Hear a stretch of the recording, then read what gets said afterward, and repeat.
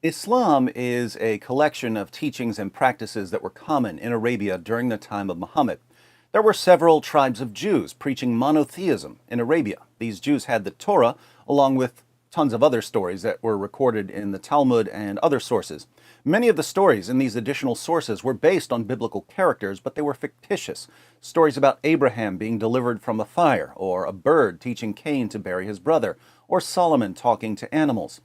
Muhammad heard the stories, and now they're in the Quran. There were also a variety of tales about Jesus and Mary that certain heretical Christian groups believed. Stories about Jesus speaking at birth, Jesus giving life to clay birds, Mary giving birth under a palm tree, and so on. No historian on the planet believes that these stories are authentic, but they were popular in Arabia during the 7th century. Muhammad heard them, and now they're in the Quran. In Surah 18, Allah tells us that Dhul Qarnayn, the Arabic name for Alexander the Great, traveled so far west, he found the place where the sun sets. This was a popular story during Muhammad's lifetime. Muhammad heard it, now it's in the Quran. The Quran even claims that Alexander the Great was a devout Muslim, when we know historically that he was a complete pagan. During Muhammad's time, the Sabians, who are mentioned several times in the Quran, recited a creed. La ilaha illallah, there is no God but Allah. Muhammad heard this creed and simply added the words, and Muhammad is his messenger. The Sabians also prayed at all 5 of the times Muslims prayed during their prescribed daily prayers. Some of the Persians believed that after death a paradise of sensual delights awaited them, complete with houris, the perpetual virgins Muslims believe they'll be awarded in paradise. It seems that Muhammad simply took a bunch of the beliefs and practices that were popular in 7th century Arabia, gave them an Islamic twist, and incorporated them into his new religion. The pagans, by the way, thought this was hilarious. They regularly made fun of Muhammad for believing everything he heard, so they called him the ear. Let's read a passage from Ibn Ishaq about Muhammad and one of his critics, a man named Nabtal. I have heard that it was of him that the apostle said, "Whoever wants to see Satan, let him take a look at Nabtal bin al-Harith. He was a sturdy black man with long flowing hair, inflamed eyes, and dark ruddy cheeks. He used to come and talk to the apostle and listen to him, and then carry what he had said to the hypocrites. It was he who said, 'Muhammad is all ears. If anyone tells him anything, he believes it.' God sent down concerning him, in Surah 9, verse 61 of the Quran, and of them are those who annoy the prophet and say, 'He is all ears.' Say, 'Good ears for you. He believes in God and trusts the believers and is a mercy for those of you who believe. And those who annoy the apostle of God, for them is a painful punishment.'" So the pagans could tell that Muhammad was simply adopting stories and practices for Islamic purposes. Not surprisingly, the Hajj, the annual pilgrimage to Mecca, is saturated in paganism and idolatry. During the Hajj, Muslims walk circles around the Kaaba, the cubical shrine that they pray to. They kiss the black stone. They run back and forth between the hills of Safa and Marwa, and so on. Where did they get these practices? Before Muhammad conquered Mecca, the Kaaba was a center of pagan worship in Arabia. The Kaaba was surrounded by 360 pagan idols. Sahih al-Bukhari, 2478. Narrated Abdullah bin Masud. The Prophet entered Mecca, and at that time there were 360 idols around the Kaaba. He started stabbing the idols with a stick he had in his hand and reciting, "And say, truth, i.e. Islamic monotheism or this Quran or jihad against polytheists, has come, and batil, falsehood, i.e. Satan or polytheism, has vanished." This is when Muhammad took control of the Kaaba. But why would he want to take control of a pagan temple and make it the center of Islamic worship? Let's back up a bit. When Muhammad and his followers were in Mecca years earlier, they prayed facing Jerusalem. The pagans prayed facing the Kaaba. Muslims prayed facing Jerusalem like the Jews. You could line up the Kaaba and Jerusalem if you wanted so that you were facing both. But the Qibla, the direction of prayer, was Jerusalem. When Muhammad was in Mecca, he really thought that the Jews were going to accept him as a prophet. The Muslim community eventually moved to Medina, and the Jews could tell immediately that Muhammad was a false prophet because they knew the Torah, and Muhammad only knew some stories that he had heard. He was all ears, remember. But Muhammad couldn't even get those stories right, so the Jews rejected him. And Allah said to Muhammad in Surah 2, verse 144 of the Quran, "Now shall we turn thee to a qibla that shall please thee. Turn then thy face in the direction of the sacred mosque." So Allah's goal in telling Muslims to face the Kaaba was to please Muhammad. It's amazing how much of Islam is dedicated to pleasing the man who was receiving the revelations. Why would facing the Kaaba please Muhammad? Two reasons. One, he was sending the Jews a message. This is what you get for rejecting me. Two, Muhammad had grown up among pagans who prayed facing the Kaaba and all its idols. So praying to the Kaaba was normal for them. It felt right. But how could Muhammad justify praying towards a pagan shrine? Well, just a few verses earlier, in Surah 2, verse 127, Allah declared that the Kaaba was built by Abraham and Ishmael. Now that's interesting. If it was built by Abraham and Ishmael, why did Muslims spend more than a decade praying towards Jerusalem? Why does it seem like Muhammad is inventing this as he goes along? One of life's great mysteries. But what evidence do we have that the Kaaba was built by Abraham and Ishmael? Absolutely none, apart from the fact that Muhammad said it. That's good enough for Muslims, but it shouldn't be, because Muhammad had absolutely no clue what he was talking about, and I can prove it. Sahih al-Bukhari, 3366. Narrated Abu Dar, I said, "O Allah's Messenger, which mosque was first built on the surface of the earth?" He said, "Al-Masjid al-Haram," at Mecca. I said, "Which was built next?" He replied, "Al-Masjid al-Aqsa," at Jerusalem. I said, "What was the period of construction between the two?" He said, 40 years. According to Muhammad, there was a 40-year gap between the construction of the Kaaba and the temple in Jerusalem. Why is this important? Well, we know when the Jerusalem temple was built. Solomon built it in the 10th century BC. That's more than 1,000 years after Abraham. If Abraham built the Kaaba, he built it more than 1,000 years before Solomon built the Jerusalem temple. But Muhammad said that they were built 40 years apart. So we need to ask our Muslim friends, where did Abraham and Ishmael get their time machine? Because if they didn't have a time machine, Muhammad was wrong, and we can't trust what he says about the construction of the Kaaba.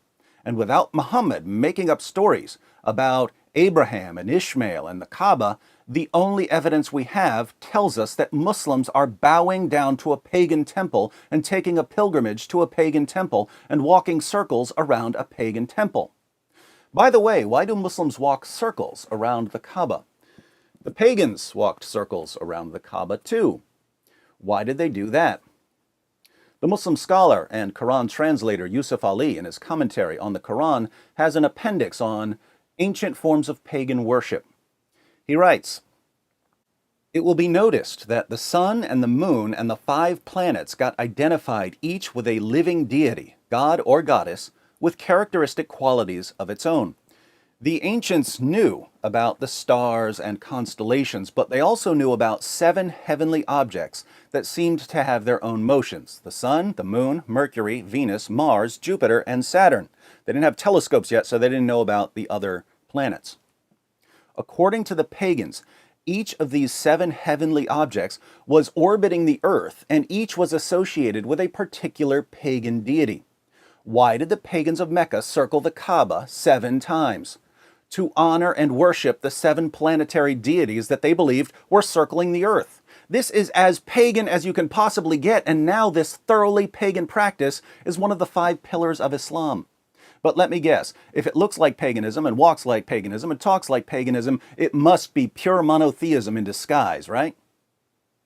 When they visit the Kaaba, Muslims do their best to kiss the black stone. That's funny, the pagans of Arabia used to worship stones too. Sahih al-Bukhari, 4376. Narrated Abu Raja al-Utaridi, "We used to worship stones, and when we found a better stone than the first one, we would throw the first stone and take the latter. But if we could not get a stone, then we would collect some earth, i.e. soil, and then bring a sheep, and milk that sheep over it, and perform the tawaf around it. When the month of Rajab came, we used to stop the military actions, calling this month the Iron Remover, because we used to remove and throw away the iron parts of every spear and arrow in the month of Rajab." What did the pagans worship? A stone. and they would trade that stone for a better stone to worship. When does that process stop? When you get to the best stone, the black stone at the Kaaba. That's what the pagans did. What do Muslims do when they get to the Kaaba? They kiss the black stone. It's as if Muslims are saying, we want to be as idolatrous as possible, but we're still not idolaters. Interestingly, even Muhammad's companions understood that kissing the black stone was idolatry, but they kept doing it anyway because Muhammad had done it. In Sahih al-Bukhari 1597 we read, narrated Abbas bin Rabi'ah, Umar came near the black stone and kissed it and said, no doubt I know that you are a stone and can neither harm anyone nor benefit anyone. Had I not seen Allah's messenger kissing you, I would not have kissed you. This is Umar, the second rightly guided caliph, saying that he knows he shouldn't be kissing a pagan idol like the black stone, but he does it anyway because Muhammad did it. But there's more idolatry during the Hajj. When the pagans took the pilgrimage to Mecca, they would run back and forth between the hills of Safa and Marwa. They ran back and forth between them to honor the pagan idols. Yusuf Ali comments on Surah 2, verse 158 of the Quran, the virtue of patient perseverance and faith leads to the mention of two symbolic monuments of that virtue.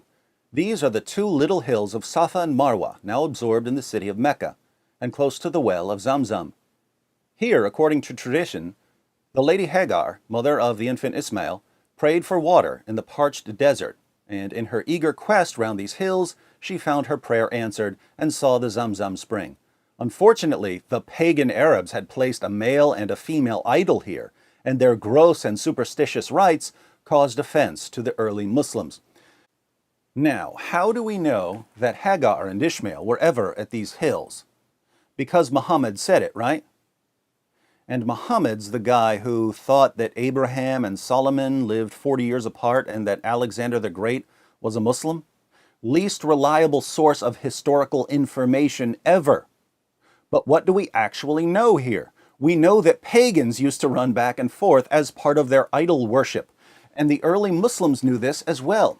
Sahih al-Bukhari 3847 narrated Ibn Abbas, to run along the valley between the two green pillars of As-Safa and Al-Marwa mountains was not sunnah, but the people in the pre-Islamic period of ignorance used to run along it and used to say, we do not cross this rain stream except running in great haste. Now, this is devastating to Islam because Ibn Abbas says that this practice was just a pagan practice. It wasn't part of the sunnah of Muhammad. Notice the commentary at the bottom. This statement of Ibn Abbas is wrong, as most of the religious scholars consider it a sunnah of the Prophet. Most of the religious scholars, in order to rescue Islam, have to throw Ibn Abbas under the bus. This is getting ridiculous. Sahih al-Bukhari 4496 narrated Asim bin Sulaiman, I asked Anas bin Malik about As-Safa and Al-Marwa. Anas replied, we used to consider going around them a custom of the pre-Islamic period of ignorance. So when Islam came, we gave up going around them. Then Allah revealed, verily, As-Safa and Al-Marwa, two mountains at Mecca, are of the symbols of Allah. So it is not a sin on him who performs Hajj or Umrah pilgrimage of the house, the Kaaba at Mecca. Here again, the early Muslims understood that this was a pagan practice. They said that they stopped doing it when they became Muslims. But Muhammad liked it, so it ended up in the Quran. How much paganism can you fit into one religion? Quite a bit, it seems. And two things are amazing here. First, it's amazing that Muslims who are swimming in a sea of pagan practices are deluded enough to think that they're the true champions of monotheism. They're doing everything the pagans did. They just rename it monotheism. Second, the pagans of Arabia were local groups. They weren't going to spread their pagan practices around the world. But Islam has taken the same idolatrous pagan nonsense practiced by the Meccans and spread it around the world. This means that Islam is the greatest source of idolatry and paganism in history. Now, to you Muslims who insist on taking the pilgrimage to Mecca in spite of its pagan roots, I make a simple request. Watch this video, where I talk about the Kaaba and how you can convert your false pagan worship into something that actually involves God. I'm not sure you'll like it, but it will definitely be an improvement over spending your lives kissing a pagan rock and running around a pagan cube and celebrating the 7 false planetary deities and having no idea that you've been duped. The chief export of Saudi Arabia is not oil. It's paganism and terrorism. Off topic, but I couldn't resist.